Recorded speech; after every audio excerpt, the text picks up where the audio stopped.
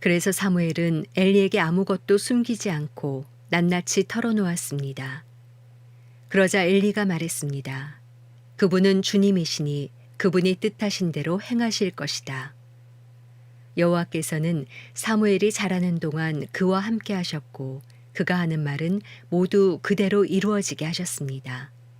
그리하여 단에서 브엘세바에 이르기까지 모든 이스라엘은 여호와께서 사무엘을 예언자로 세우신 것을 알았습니다. 여호와께서 실로에서 계속 나타나셨고 여호와께서는 거기에서 사무엘에게 친히 말씀하셨습니다. 사무엘상 4장. 사무엘이 하는 말은 모든 이스라엘이 귀 기울여 들었습니다. 그 무렵 이스라엘 백성들이 블레셋 사람들과 싸우러 나갔습니다. 이스라엘 사람들은 에베네셀에 진을 쳤고 블레셋 사람들은 아벡에 진을 쳤습니다. 블레셋 사람들은 이스라엘에 대항하기 위해 전열을 가다듬었습니다. 이 전쟁에서 이스라엘은 블레셋 사람들에게 패했고 그 싸움터에서 죽은 군사가 약 4,000명 정도 됐습니다. 군사들이 진영에 돌아오자 이스라엘 장로들이 말했습니다. 여호와께서 오늘 우리를 블레셋 사람들 앞에서 패배하게 하신 이유가 무엇이겠는가? 실로에서 여호와의 언약궤를 가져오자. 그 궤가 우리 가운데 오면 우리 적들의 손에서 우리를 구해낼 수 있을 것이다. 그래서 그들은 사람들을 실로에 보냈고 그 사람들은 그룹들 사이에 계신 전능하신 여호와의 언약궤를 갖고 돌아왔습니다. 엘리의 두 아들 홈니와 비느하스도 하나님의 언약궤와 함께 그곳에 왔습니다. 여호와의 언약궤가 진영에 도착하자 모든 이스라엘이 땅이 흔들릴 만큼 큰 소리로 외쳤습니다. 이 소리를 들은 블레셋 사람들은 히브리 사람의 진영에서 나는 이 환호성은 대체 무엇이냐 하고 묻다가 곧 여호와의 궤가 진영에 도착했다는 것을 알게 됐습니다. 블레셋 사람들은 두려워하며 말했습니다. 그들의 신이 이스라엘 진영에 도착했다. 일찍이 이런 일이 없었는데 우리에게 이제 화가 미치겠구나. 우리에게 화가 미쳤는데 이 강한 신들의 손에서 누가 우리를 건져내겠는가? 그들은 광야에서 이집트 사람들을 온갖 재앙으로 쳐부순 신들이 아닌가? 블레셋 사람들아, 대장부답게 강해지자. 그렇지 않으면 전에 히브리 사람들이 우리 종이 됐던 것처럼 우리가 히브리 사람들의 종이 되고 말 것이다. 대장부답게 나가서 싸우자. 이렇게 블레셋 사람들이 싸움에 임하자 이스라엘 사람들은 패해 저마다 자기 진영으로 도망쳤습니다. 이 싸움의 패배로 이스라엘은 3만 명의 군사를 잃고 말았습니다. 이때 하나님의 궤도 빼앗기고 엘리의 두 아들 홈니와 비느하스도 죽었습니다. 바로 그날 베냐민 지파 사람 하나가 싸움터에서 도망쳐 실로로 왔습니다. 그의 옷은 찢어졌고 머리에는 먼지가 가득했습니다. 그가 도착했을 때 엘리는 하나님의 궤로 인해 마음을 졸이며 길가 한쪽 의자에 앉아 소식을 기다리고 있었습니다. 그 사람이 성으로 들어와 어떤 일이 일어났는지 말하자 온 성안이 울음바다가 됐습니다. 그 울부짖는 소리를 듣고 엘리가 물었습니다. 웬 소란이냐? 그 사람이 곧장 엘리에게 달려왔습니다. 엘리는 98세나 됐기 때문에 눈이 어두워 잘 볼 수 없었습니다. 그 사람이 엘리에게 말했습니다. 저는 전쟁터에서 온 사람입니다. 바로 오늘 도망쳐 왔습니다. 엘리가 물었습니다. 내 아들아, 무슨 일이 있었느냐? 그 소식을 전하는 사람이 대답했습니다. 이스라엘이 블레셋 사람들 앞에서 도망쳤고 수많은 군사들이 죽었습니다. 또한 당신의 두 아들 홈니와 비느하스도 죽었고 하나님의 궤도 빼앗겼습니다. 하나님의 궤에 대한 말을 듣고 엘리는 그만 성문 곁에서 의자 뒤로 거꾸러져 목이 부러진 채 죽고 말았습니다. 그가 나이 많은 노인인데다 몸이 뚱뚱했기 때문이었습니다. 엘리는 40년 동안 이스라엘을 이끌었던 사사였습니다. 그의 며느리인 비느하스의 아내는 임신해 출산할 때가 가까웠습니다.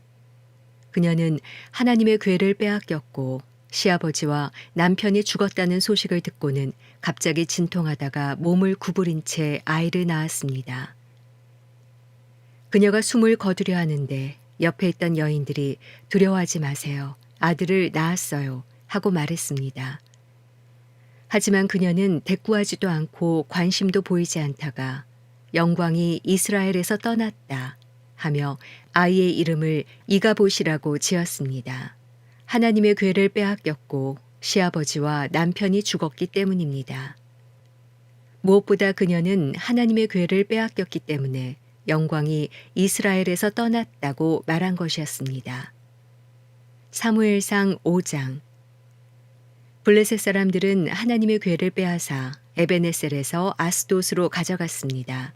그러고 나서 그들은 그 궤를 다곤 신전으로 가져가서 다곤 신상 곁에 두었습니다. 이튿날 아침 일찍 아스돗 사람들이 일어나 보니 다곤이 여호와의 궤 앞에서 얼굴을 땅에 박고 넘어져 있었습니다. 그들은 다곤을 일으켜 다시 제자리에 세워두었습니다. 그 다음 날 그들이 일어나 보니 다곤이 여호와의 궤 앞에서 얼굴을 땅에 박고 넘어져 있었습니다. 다곤의 머리와 두 손은 잘려서 문지방에 널려 있었고 단지 몸통만 남아 있었습니다. 이 때문에 오늘날까지도 다곤의 제사장들과 아스돗에 있는 다곤의 신전에 들어가는 사람들은 모두 문지방을 밟지 않고 들어갑니다. 여호와의 손이 아스돗 사람들을 호되게 치셔서 종기재앙으로 아스돗과 그 지역 사람들을 죽이셨습니다.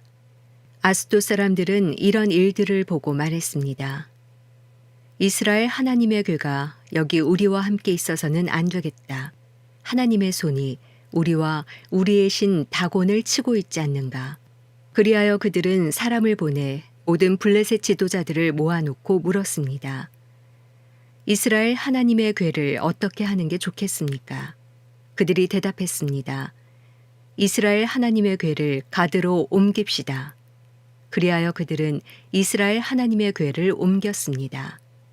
그러나 그들이 궤를 옮기고 난 후 여호와의 손이 또 그 성을 치셔서 사람들이 큰 고통을 겪게 됐습니다. 젊은이나 늙은이 할 것 없이 그 성 사람들은 모두 종기가 났습니다. 그리하여 그들은 하나님의 궤를 에그론으로 보냈습니다. 하나님의 궤가 에그론에 들어서자 에그론 사람들이 부르짖으며 말했습니다. 저 사람들이 우리와 우리 백성들을 죽이려고 하나님의 궤를 가져왔다. 그래서 그들은 블레셋 지도자들을 모두 불러놓고 말했습니다. 이스라엘 하나님의 궤를 보내 원래 있던 곳으로 되돌려 놓읍시다. 그렇지 않으면 그 궤가 우리와 우리 백성들을 죽일 것입니다. 이는 궤가 가는 곳마다 죽음의 고통이 그 성 전체를 덮었기 때문이었습니다. 하나님께서 치시는 손길이 하도 호되어 죽지 않고 살아남은 사람들은 종기에 시달렸고 그 성의 부르짖음은 하늘까지 닿았습니다. 사무엘상 6장. 여호와의 궤가 블레셋 땅에 있은 지 7개월이 지났을 때 블레셋 사람들이 제사장들과 점쟁이들을 불러서 말했습니다. 우리가 여호와의 궤를 어떻게 하는 것이 좋겠습니까? 우리가 그것을 어떤 식으로 제자리로 돌려보내야 할지 알려주십시오. 그들이 대답했습니다. 이스라엘 하나님의 궤를 돌려보내려면 빈손으로 그냥 보내서는 안 됩니다. 반드시 그 신에게 속건 제물을 바쳐야 합니다. 그래야만 여러분이 낫게 되고 왜 그 신의 손이 여러분에게서 떠나지 않았는지도 알게 될 것입니다. 블레셋 사람들이 물었습니다.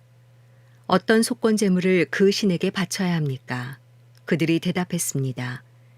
블레셋 지도자들의 수에 따라 금으로 만든 5개의 종기와 5마리의 금쥐를 바쳐야 합니다. 같은 수의 재앙이 여러분과 여러분의 지도자들에게 내렸기 때문입니다. 여러분들은 여러분이 앓고 있는 종기와 이 땅을 휩쓸고 있는 쥐의 모양을 만들어 바치고 이스라엘 신께 경의를 표하십시오. 그러면 혹시 하나님이 여러분과 여러분의 신들과 여러분의 땅을 치시던 손을 거두실지도 모릅니다.